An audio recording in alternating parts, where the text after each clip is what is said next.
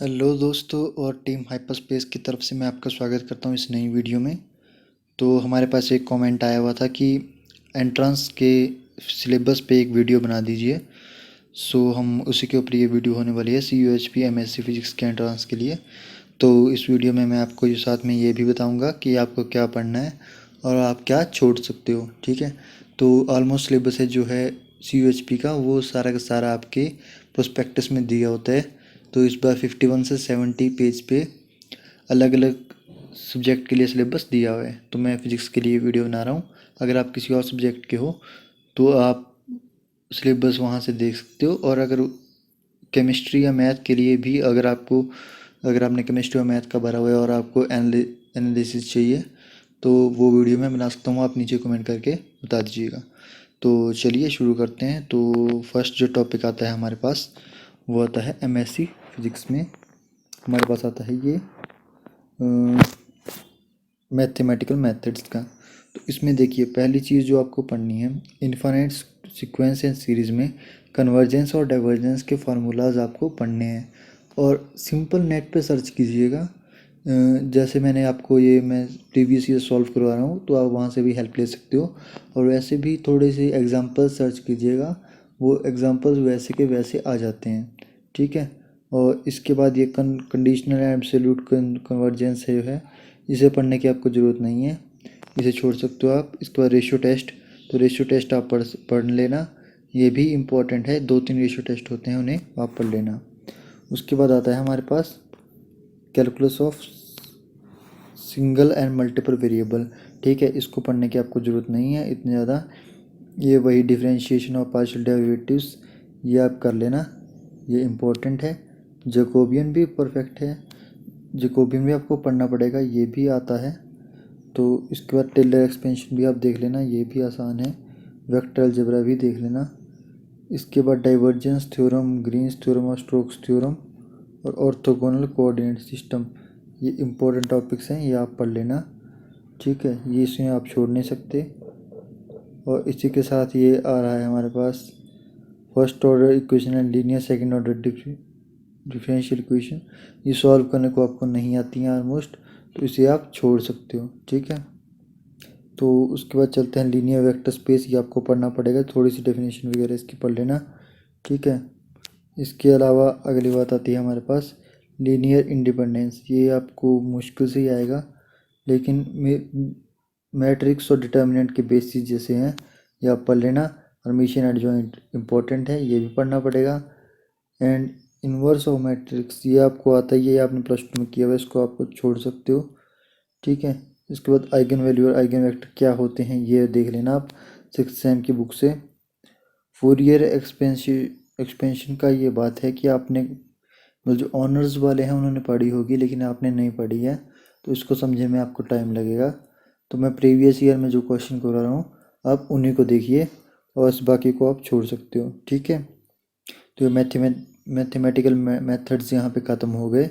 उसके बाद चलते हैं हम न्यूटन लॉ ऑफ मोशन पे, मतलब क्लासिकल मैकेनिक्स पे और जनरल प्रॉपर्टीज ऑफ मैटर में।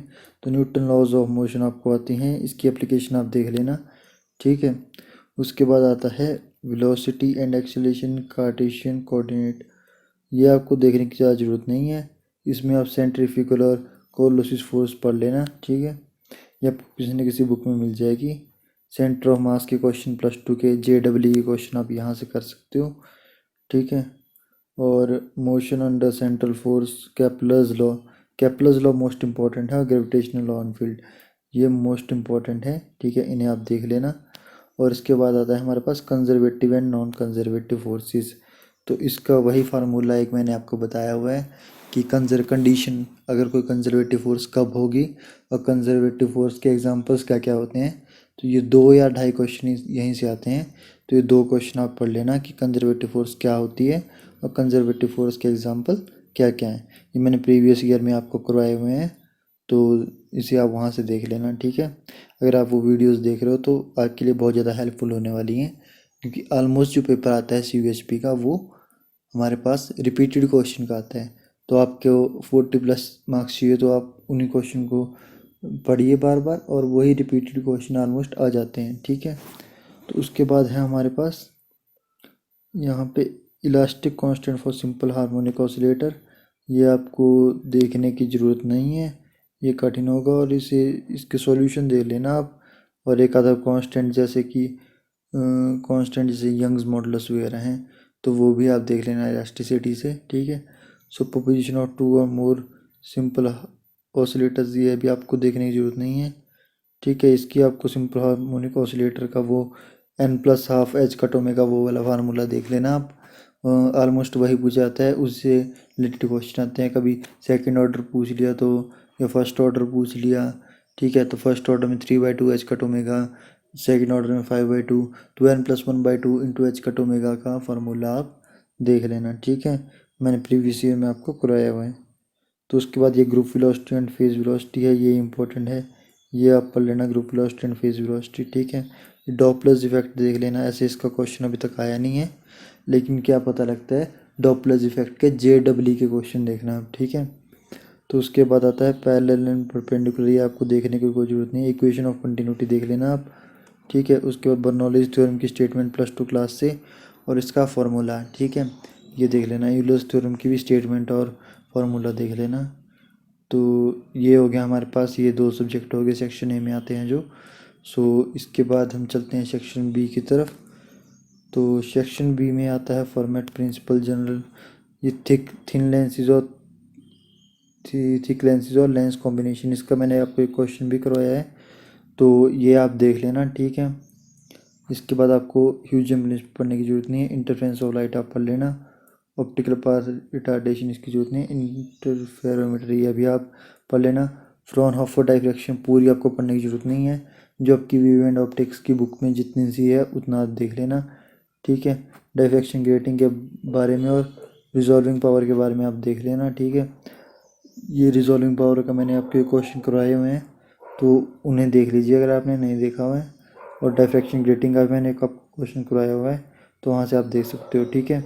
इसके बाद आपको लेज़र और ये वाला लेज़र के क्वेश्चन मैंने आपको कराए हुए हैं, और लेज़र के बारे में पढ़ लेना आप, अगर आपकी बुक में होगा तब भी ठीक है, नहीं है तो नेट से पढ़ लेना, और या फिर इसके प्रीवियस ईयर क्वेश्चन जो मैं करवा रहा हूँ वहाँ से देख लेना, ठीक है। तो इसी सेक्शन बी के सेकंड पार्ट में चलते हैं, इलेक्ट्रिसिटी एंड मैग्नेटिज्म। तो Coulomb's law, Gauss law, electric field and potential, electrostatic boundary condition, ये बहुत ज़्यादा इंपॉर्टेंट है। ये आपने ये वाले 2 आप +2 में पढ़े हुए हैं, ये भी +2 में पढ़ा हुआ है, और ये इलेक्ट्रोस्टैटिक बाउंड्री कंडीशन ये आपने अपने फर्स्ट ईयर की सेकंड बुक में पढ़ा हुआ है, तो वहाँ से देख लेना, ठीक है। सॉल्यूशन ऑफ लैप्लास इक्वेशन, ये सॉल्यूशन ऑफ लैप्लास इक्वेशन बहुत आसान होते हैं। a × e⁻⁴ plus b × e⁻⁻⁴ ये आप देख लेना, ठीक है। थोड़ा सा देखने की ज़रूरत है, अगर प्रीवियस ईयर में आपको मिल रहा है तो मेरी वीडियोज़ में वहाँ से देख लेना, ठीक है। उसके बाद conductor, capacitor, dielectric and dielectric polarisation, ये भी आपने अभी BSc में पढ़ा हुआ है और +2 में पढ़ा हुआ है। तो उसके बेसिकली डाई इलेक्ट्रिक्स के तो JEE वाले ही क्वेश्चन पढ़ने हैं, आपको एक्स्ट्रा पढ़ने की जरूरत नहीं है। और जो आपकी बुक में जैसे आप दिनेश या मॉडर्न फॉलो करते हो तो उसके पीछे MCQ दिए होते हैं, तो MCQ भी आप देख सकते हो, ठीक है। उसके बाद आता है energy stored in electromagnetic field, इसके ऊपर एक टॉपिक है आपको, तो उससे रिलेटेड 2-3 एग्जांपल्स भी आपके बुक में है, शायद दिनेश में भी हैं और मॉडर्न में भी न्यूमेरिकल टाइप, तो उन्हें देख लेना आप। उसके बाद Biot-Savart law, ampere law, Faraday law, ठीक है। ये लॉज की मैंने एक आपको शायद पार्ट 3 में, मैंने जो प्रीवियस ईयर है पार्ट 3 में, वहाँ से आप इन्हें देख लीजिएगा और इनकी डेफिनेशन पढ़ लेना, ठीक है। और सेल्फ और म्यूचुअल इंडक्टेंस ये भी बहुत ज़रूरी है, AC DC, ठीक है। और LCR ये +2 क्लास से आप पढ़ोगे, ठीक है। ये +2 क्लास में आपको बहुत ज़्यादा आसान दिया हुआ है, और इसे JEE के क्वेश्चन देखिए आप, ठीक है, वही आएंगे। ऐसा बहुत हाई लेवल क्वेश्चन डालते जो JEE में आता है वही क्वेश्चन आते हैं, तो वहाँ से ये क्वेश्चन आप देख सकते हो। इसके लिए आप फिजिक्स के, मतलब एक इंस्टीट्यूट है फिजिक्स, उसके नोट्स मिल जाते हैं, तो या फिर JEE के कहीं से भी बहुत ज़्यादा इंटरनेट पर नोट्स मिलते हैं, तो इलेक्ट्रिसिटी मैग्नेटिज्म के नोट्स डाउनलोड कर लेना और वहाँ से पढ़ लेना, ठीक है। वहाँ से आसान हो जाएगा, बुक में ढूंढने को टाइम लगता है, तो फिजिक्स इंस्टीट्यूट या फिर किसी भी इंस्टीट्यूट के जो फ्री में मिलते हैं आपको इंटरनेट पे, सीधा इलेक्ट्रिसिटी मैग्नेटिज्म नोट्स भर के वहाँ से आप डाउनलोड करके वहाँ से आप पढ़ लेना, ठीक है। अभी आपके पास काफ़ी दिन है, और जो मैं प्रीवियस ईयर की बता रहा हूँ वो तो आप करते रहो।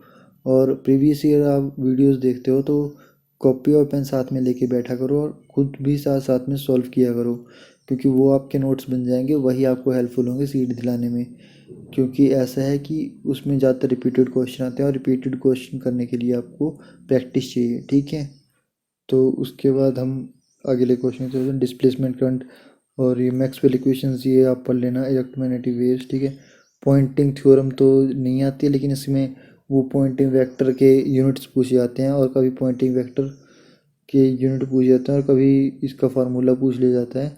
तो मैंने एक वीडियो में करवाया हुआ है प्रीवियस ईयर की, वहाँ से आप देख सकते हो, ठीक है।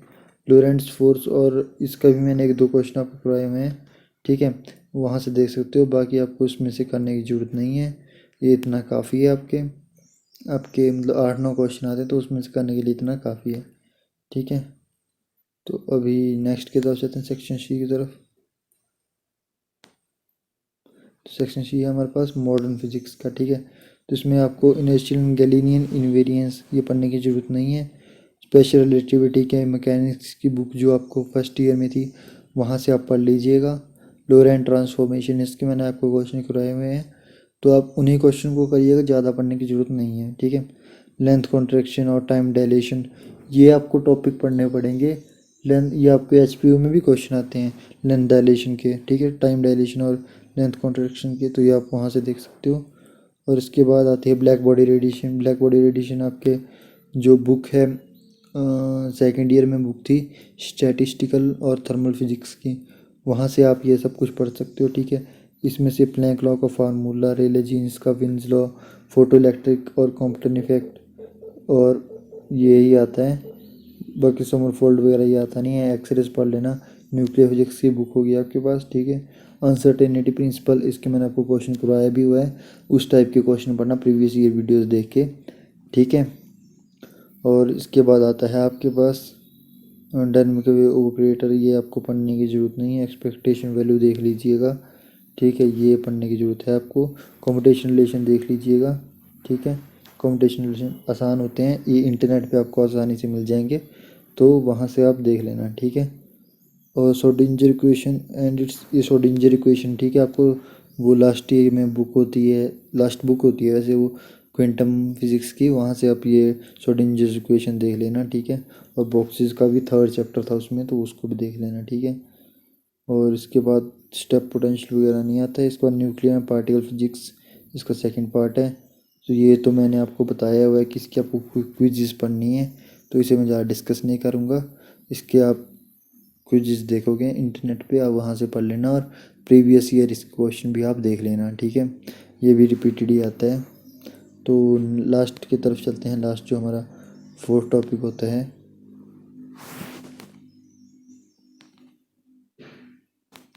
तो फोर्थ टॉपिक आता है हमारे पास एटॉमिक एंड मॉलिक्यूलर स्पेक्ट्रोस्कोपी, ठीक है। इसमें क्वांटम नंबर, ये मतलब आपकी जो क्वांटम वाली बुक है वही है, ठीक है। तो वो बुक आपको तो पढ़नी है, आपने भी पढ़ी होगी एग्ज़ाम्स के लिए भी, तो उसे जल्दी जल्दी रिवाइज कर लीजिएगा। मतलब आपको जल्दी जल्दी ऊपर ऊपर से देखना है, और इसके प्रीवियस ईयर की वीडियोस देखनी है, आपका यहाँ से हो जाएगा। सिलेक्शन रूल्स मैंने आपको बताए हुए थे, मॉडर्न की बुक में बहुत अच्छे से दिए हुए हैं। Stern Gerlach experiment, fine structure, magnetic moment, Lande's g factor. Lande's g factor की ऑलमोस्ट वैल्यू आती है कि कभी 1 है कभी 2 क्यों है, वही क्वेश्चन, ठीक है। और जी मैन इफेक्ट वगैरह भी आपको इसकी वही थ्योरी जैसी पढ़नी है थोड़ी सी, उसी में से क्वेश्चन आ जाता है कि जब स्प्लिट होती है तो उसे क्या बोलते हैं मैग्नेटिक फील्ड में, तो वो जी मैन इफेक्ट हो जाता है। और जब इलेक्ट्रिक फील्ड की प्रेजेंस में स्प्लिट होती है इलेक्ट्रॉन स्पेक्ट्रल लाइंस, तो उसे हम बोल देते हैं स्टार्क इफेक्ट। तो यही क्वेश्चन आते हैं दो यहाँ से मेन, जी मैन से। और इसके बाद चलते हैं हम पॉलीज एक्सक्लूजन प्रिंसिपल, आपको नहीं पहले पढ़ा हुआ है, +2 में +1 में पढ़ा हुआ है, तो ये भी आप देख लेना पॉलीज एक्सक्लूजन प्रिंसिपल क्या होता है और इसके क्या क्या एप्लीकेशंस हैं। उसके बाद रमन इफेक्ट देख लीजिएगा आप, ठीक है, ज़्यादा इसमें से इतना ज़्यादा कुछ नहीं आता है, ठीक है। उसके बाद चलते हैं kinetic theory of gases and thermodynamics पे। तो थर्मोडायनेमिक्स के यहाँ पे दिया नहीं हुआ है, लेकिन वैसे आपको तीनों लॉ ये लिखा हुआ है, जीरोथ लॉ कॉन्सेप्ट, ठीक है, first law, second law, third law, ठीक है, ये आपको पूरा पढ़ना ही है। ये आपने पहले +2 क्लास में पढ़ा हुआ है तो इसे आप देख लीजिएगा। गैसेस का पढ़ने की ज़रूरत नहीं है आपको, लेकिन स्पेसिफिक हीट देख लेना क्या होती है, और इनके छोटे छोटे फार्मूले भी देख लेना, ठीक है। उसके बाद सॉलिड स्टेट एंड इलेक्ट्रॉनिक्स, या आपके थर्ड ईयर की फर्स्ट बुक होती है जो, उसकी बात चल रही है। तो इसमें आपको एक नोट्स मिलेंगे, एक वेबसाइट का नाम है, वेबसाइट का नाम तो मैं भूल गया, लेकिन आप सॉलिड स्टेट फिजिक्स के नोट्स सर्च करना, आपको नोट्स मिल जाएंगे। तो वो नोट्स आप पढ़ना, बहुत अच्छे नोट्स हैं और कॉम्पैक्ट फॉर्म में दिए हुए हैं। अगर मुझे मिले तो मैं उनका लिंक डिस्क्रिप्शन में डाल दूंगा जल्दी से जल्दी, लेकिन आप वो नोट्स ढूंढना। कॉम्पैक्ट नोट्स हैं और उन्हीं को पढ़ना, ज़्यादा आपको पढ़ने की जरूरत नहीं है।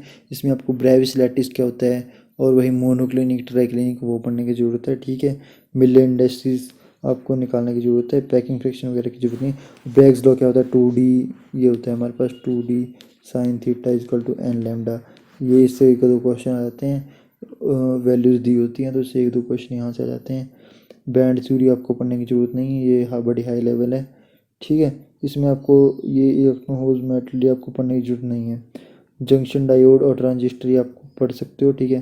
थेवेनिन और नॉर्टन आपको पढ़ने की ज़रूरत नहीं है, अगर आपने पढ़ी हुई है तो अच्छा है, नहीं पढ़ी हो तो आप छोड़ सकते हो।